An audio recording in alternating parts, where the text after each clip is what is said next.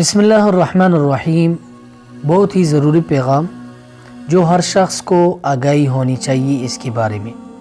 جب بھی عید آتی ہے تو عید آنے سے پہلے ہمارے پاس جو پرانے نوٹ ہوتے ہیں ہم ان کو تبدیل کر کے نیا نوٹ حاصل کر لیتے ہیں، لیکن اس میں بات یہ ہے کہ جب ہم نیا نوٹ کسی سے خریدتے ہیں لیتے ہیں تو وہ پھر ہم سے کوئی اضافی چارجز لیتے ہیں۔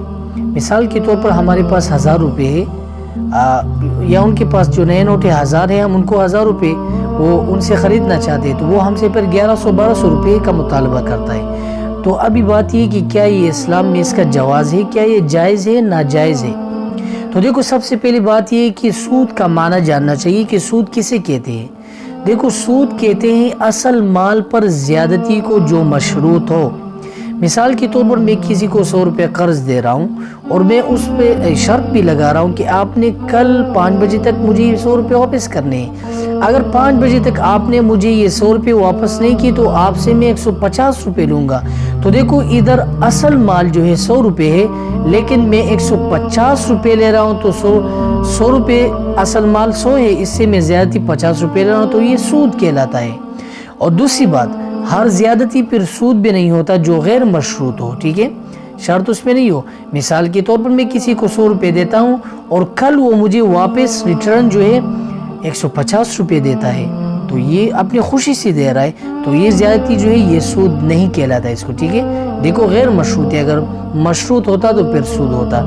دیکھو، ادھر بھی یہ بات ہے، ہم جب اصل مال ہمارا 1000 روپے مثال، اس کے پاس بھی نئے نوٹ 1000 روپے ہے، تو وہ جب ہمیں نیا نوٹ 1000 روپے دیتا ہے تو وہ ہم سے کیا مطالبہ کرتا ہے؟ 1100 روپے کا۔ تو یہ 1100 روپے دیکھو اصل مال پر زیادتی ہے تو اس کو سود کہتے ہیں۔ اور آپ کو تو کلیئر پتہ ہے، واضح پتہ ہے کہ سود ایک اتنا بڑا جرم ہے کہ یہ اللہ رب العزت کے ساتھ حرب ہے، جنگ ہے۔ فَإِن لَمْ تَفْعَلُوا فَأْذَنُوا بِحَرْبٍ مِّنَ اللَّهِ، قرآن میں اللہ رب العزت خود ہی بتا رہا ہے۔ اور یہ ایک اس طرح عظیم لعنت ہے کہ اللہ رب العزت کی عذاب جو ہے اس کو دعوت دینا ہے۔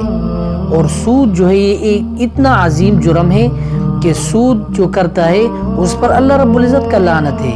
اور سود اتنا بڑا جرم ہے کہ جو سود کرتا ہے وہ جنت میں بھی نہیں جائے گا، اور اس طرح جنت کی جو نعمتیں ہیں اس سے بھی محروم رہے گا۔ یہ سود جو کرتا ہے، سود بہت بڑا گناہ ہے۔ اس کا ادنا درجہ یہ ہے کہ نعوذ باللہ من ذالک ایک شخص اپنے ماں کے ساتھ زنا کرے۔ تو دیکھو، اس عذاب سے بچنا چاہیے، اس طرح نہیں کرنا چاہیے۔ ہاں، اگر ایک شخص کے پاس نئے نوٹ ہے 1000 روپے ہے اور آپ بھی 1000 روپے دے رہے ہو تو بالکل یہ پھر جائز ہے۔ اگر اس طرح ہے کہ وہ آپ سے اضافی چارجز لے رہا ہو تو یہ بالکل حرام ہے اور ناجائز ہے، اس سے بچنا چاہیے۔ تو اللہ رب العزت سے دعا گو ہے کہ اللہ رب العزت ہمیں اس عظیم لعنت سے بچائے۔ اللہ رب العزت ہماری ایمان کی حفاظت فرمائے۔ السلام علیکم ورحمۃ اللہ وبرکاتہ۔